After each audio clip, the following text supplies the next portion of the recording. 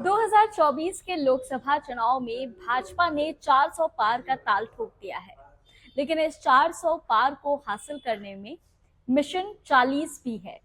अब ये मिशन 40 जो है वो बिहार की वो 40 लोकसभा सीटें हैं जो कहीं ना कहीं भाजपा के लिए उद्देश्य है, मिशन है।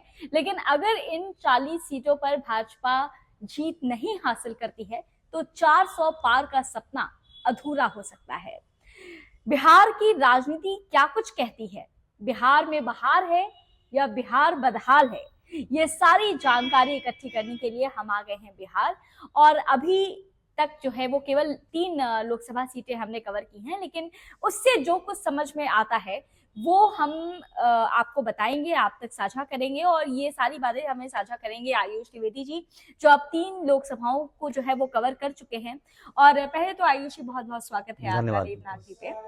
पहले मुझे बताइए आप कि अभी जो 3 लोकसभा सीटें आपने कवर की हैं उसको देख करके आपको बिहार के हाल के बारे में क्या समझ आता है? देखिए प्राची जी, एक चीज तो तय हो गया है कि बिहार में मोदी बनाम और तेजस्वी में मुकाबला है। यहाँ स्थानीय मुद्दे गौण है। गोपालगंज में आप हमारे साथ थी, न विश्वविद्यालय की बात कोई कर रहा है, न मेडिकल कॉलेज की बात कर रहा है। तेजस्वी खराब है, मोदी खराब है, नीतीश खराब है, इस पर लोग चर्चा कर रहे हैं। स्थानीय मुद्दे पर कोई बात करने को तैयार नहीं है, और स्थानीय मुद्दे पर कोई बात करने को तैयार है तो उसकी बात को सुना नहीं जा रहा है। वो जातिवाद है, वहां प्रशांत किशोर की अगर बात हो रही है तो ये बड़ी बात है जी। और वो भी जो ये कहता है कि आपको जाति पर वोट नहीं करना चाहिए, बगैर जात देखे वोट करनी चाहिए। अच्छा चलिए, ये तो बात हो गई राजनीति की। अब जरा बिहार के हाल पर आते हैं। आपने इसके पहले भी यहाँ पर कवरेज की है, मैं तो पहली बार आ रही हूँ, खैर मैंने पहली बार बिहार देखा है, बट आपने तो पहले भी इसकी तस्वीरें देखी होंगी। क्या बदलाव महसूस कर पा रहे हैं आप? कुछ देखिए, बिहार बदल तो रहा है, लेकिन बिहार में सबसे बड़ी समस्या है मजदूरों का पलायन का। वही बात तो प्रशांत किशोर भी कह रहा है। बिहार के लोग जो समृद्ध होते हैं वो बिहार में क्यों नहीं रुकते हैं?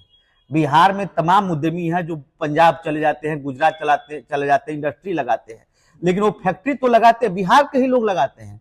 लेकिन जब वो फैक्ट्री में मजदूरों की फैक्ट्री लगाने की बात आती है, इसी बिहार से लोग जाते हैं।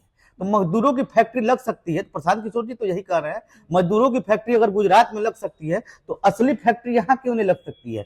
वही बिहार के लोग वहां जाके अपने आप को सुरक्षित महसूस कर रहे हैं, यहाँ क्यों नहीं करना चाहते? सबसे बड़ा सवाल यह है। देखिए, बिहार बदल रहा है। 2005 के पहले का बिहार देखेंगे और आज की बिहार देखेंगे तो बहुत अंतर है। इसी भी गोपालगंज जिले में, इसी छपरा जिले में, इसी सीवान जिले में 6 बजे के बाद निकलना मुश्किल था, जो लोग हमको बताए। अच्छा। हम तो उस समय नहीं आए थे, लेकिन हमको बताते थे। आप भी हमारे साथ गई हैं। 9 बजे तक यहाँ पे मार्केट आज भी बंद हो जाते हैं, 9 से 10 के बजे। तो देखिए, असुरक्षा का भाव लेकिन धीरे धीरे कम हो रहा है। तो बिहार धीरे धीरे, तेजी से मैं नहीं कहूंगा, लेकिन बिहार बदल रहा है। ये जरूर है कि बिहार बदल रहा है। काफी हद तक अपराध कम हुआ है, सड़कों की स्थिति बेहतर हो गई है, और शराब बैन पर भी हमने बातचीत की थी, उसके बारे में भी जरा बताइए। क्योंकि ऐसा बिहार, मतलब ऐसा कहा तो जाता है कि बिहार में शराब बैन हो गई है, बावजूद इसके बहुत सारे लोगों से हमने बातचीत की और उससे ये समझ में आया कि शराब बैन तो हुई है लेकिन केवल ठेके बंद हुए हैं। जहां तक पहुंचनी चाहिए शराब, वहां तक पहुंच रही है। इसके लिए देखिए प्रशासनिक गलती है। आप एक चीज देखिएगा, एक व्यक्ति, जब हम लोग कल बात कर रहे थे तो कहा कि जब चोरी होती है तो पुलिस नहीं पहुंचती है, लेकिन जैसे शराबी पकड़ा जाता है तो बहुत तेजी से भागता है। इस बात को महसूस करना होगा, वो क्यों भागता है। चोरी होती है तो नहीं जाता है, लेकिन शराब पकड़ने के लिए जरूर जाता है, क्योंकि वहां माल मिलेगा। बिहार की भाषा में कहेंगे तो माल मिलेगा। तो माल के लिए अगर यूपी और बिहार में उसने अंतर भी समझाया, यूपी पुलिस और बिहार पुलिस में अंतर समझाया। तो शराब एक बड़ा मुद्दा है। नीतीश कुमार ने इसलिए बंद किया कि महिलाओं के लिए, महिला सड़क पर। फायदा क्या हुआ इसका? फायदा देखिए कुछ हद तक हुआ, लेकिन नुकसान ज्यादा हो गया। वही बात है ना, यही मेरा सवाल है कि जब भी कोई सरकार कोई इनिशिएटिव लेती है तो उसको प्रो और कॉन दोनों देखना पड़ता है।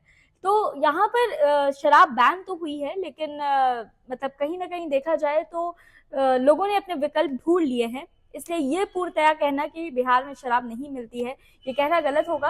और इसी तरह से मुझे लगता है कि बहुत सारे योजनाएं होंगी जो कहीं ना कहीं धरातल पर जो है वो नजर नहीं आती हैं या विफल होती नजर आती हैं। यही कारण है बिहार के पिछड़े होने की। बिहार में अगर राजनीति की बात थोड़ा सा कर ले, 40 सीटों को लेकर जो लोग ये कह रहे हैं कि बिहार में मुकाबला नहीं है, जबरदस्त मुकाबला है।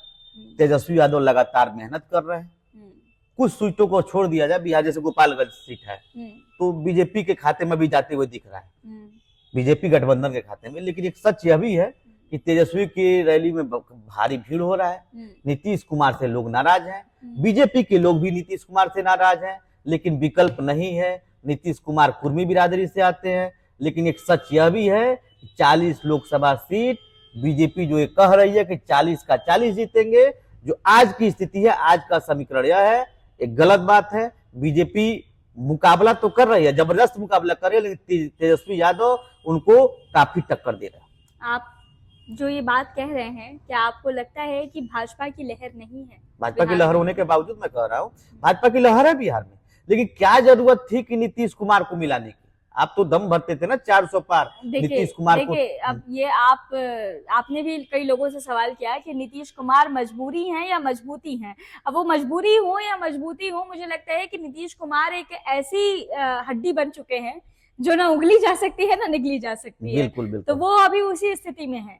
और मुझे जहां तक समझ में आ रहा है, बिहार में हमने जितना कवरेज किया है उससे ये जरूर समझ में आ रहा है कि कहीं ना कहीं एक हिंदूवादी लहर भी है साथ। बिल्कुल बिल्कुल बिल्कुल, जो तो कि पूरे बिहार देश में, हाँ वो पूरे देश में है, लेकिन बिहार में जैसे ये कहा जाता है ना कि बिहार के लोग कास्ट पर ज्यादा बात करते हैं, बिहार के लोग मुद्दे पर ज्यादा बात करते हैं। मुझे आश्चर्य इस बात का हुआ कि बिहार में भी लोग अब जो है वो हिंदूवादी लहर के जो है वो साथ चल रहे हैं। तो ये मुझे लगता है कि एक बहुत डिफरेंट चीज है, क्योंकि मैंने जब भी बिहार कवर तो नहीं किया है लेकिन रिपोर्टिंग्स देखी है, तो उससे समझ में आता है कि लोग यहाँ के लोकल मुद्दों पर ज्यादा फोकस करते हैं। लेकिन इस बार बात यहाँ पर हो रही है राम मंदिर की, इस बार बात यहाँ पर होती है हिंदुत्व की, इस बार बात होती है यहाँ पर भाजपा की नीतियों की, हिंदूवादी नीतियों की। तो ये एक चीज आपने देखा होगा प्राची, हाँ, कि जो बीजेपी के वोटर है, जो बीजेपी को डंके कर चोट पर भी वोट कर रहे हैं, वो भी तेजस्वी यादव की प्रशंसा कर रहे हैं। आपने देखा होगा कई मुद्दों। कारण क्या हो सकता है? इसका कारण नौकरी, जो उन्होंने 17 महीना में नौकरी दिया, भले से नीतीश कुमार इसका श्रेय ले रहा है, लेकिन ये सच है कि तेजस्वी का ही योजना था। जब 2020 की का वो याद करिएगा, जब कहाँ से देगा रोजगार, जेल से देगा क्या, जेल से पैसा लाएगा, अपने बाप के पास से पैसा लाएगा क्या, यही नीतीश कुमार को सबक सिखाएंगे तेजस्वी यादव, ये सच है। लेकिन एक ये भी सच है कि बहुत कड़ा मुकाबला होगा बिहार में। मोदी जी जो ये कह रहे हैं कि 40 का 40 सीट हमारा होगा, ठीक है, लहर है, लेकिन तेजस्वी यादव टक्कर देने वाले हैं। तो चलिए, ये अभी तक की चर्चा हमने आपके सामने रखी है, और जो कुछ हमने समझा है बिहार को, जैसा जैसा हमने लोगों से बातचीत की है, वो सारी जानकारी हमारे साथ आयुष जी ने साझा की है। बहुत बहुत धन्यवाद आपका। और अभी हम अन्य जिलों में भी जाएंगे, कवरेज करेंगे, और बिहार की जो धरातल की जो स्थिति है वो आप तक साझा करेंगे, ग्राउंड रिपोर्ट साझा करेंगे। आप बने रहिए तब तक हमारे साथ, ऐसे और भी इंटरव्यूज आते रहेंगे। बने रहिए हमारे साथ, देखते रहिए देवनागरी। नमस्कार।